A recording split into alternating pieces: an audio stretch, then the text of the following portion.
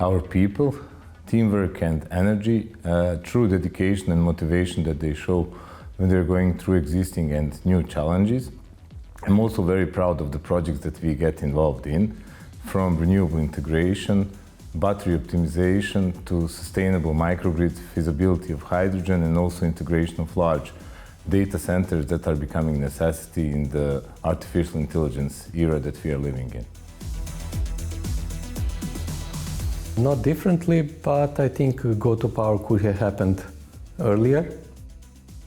Looking back, there was experience and connections. Also, capital requirements were minimal for the single person. However, I was uncertain about the potential for the future growth of the company. Now, knowing the current state of the market, I see that we could start 1 or 2 years earlier. So I don't think we have missed a lot on the larger market share in terms of Go2Power growth. Transition to renewable energy combined with further electrification of heat and transport represents the biggest opportunity for Go2Power. Why?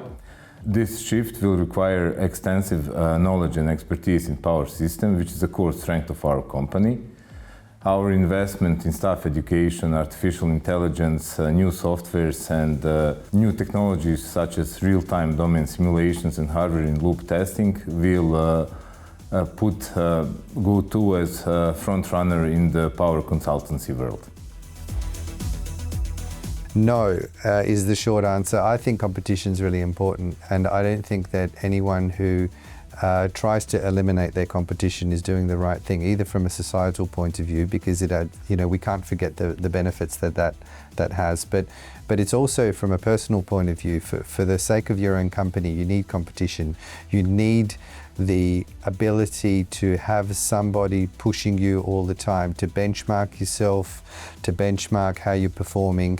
Because if you think about your ultimate objective, which is to do the best thing by your customers, you need to understand whether you're doing a good job or not. And if you haven't got any competition, you end up getting a really big ego. And the problem with ego is not that you have self-belief. The problem with ego is that you stop listening to other people. And if you stop listening to other people, you stop listening to suggestions, you end up not getting feedback, and you end up not improving. So I don't think eliminating competition is a good idea, and so I actually am all for having some healthy competition around. I don't think that most people even understand what risk is. I mean, if you were to walk around and ask people to write down what they thought risk was in a sentence, they couldn't define it.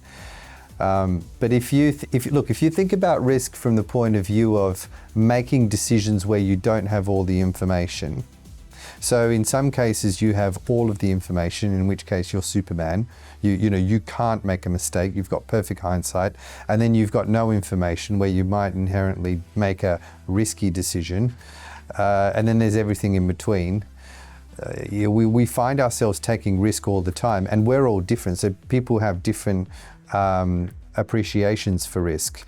But where things go wrong is I think where people are in positions of leadership, they're in positions of running a business, and they're uncomfortable with taking risk.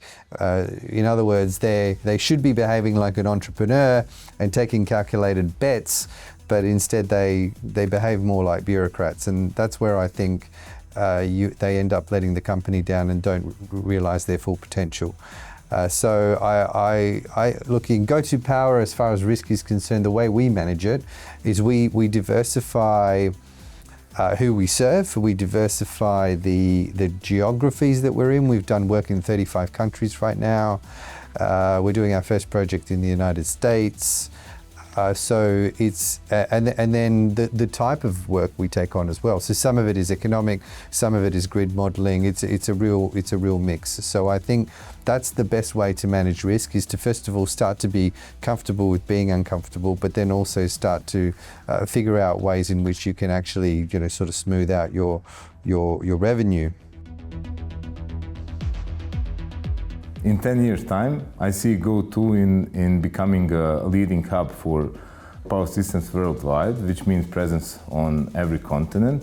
I think we'll still invest in our staff, in the software, and that we will also continue to build trusted relationship and find innovative solutions to tackle problems in the power industry. Our goal is to stay a knowledgeable, adaptive and flexible and innovative company, combining the strength of large corporations and specialized consultancy model with playing a key role in power industry.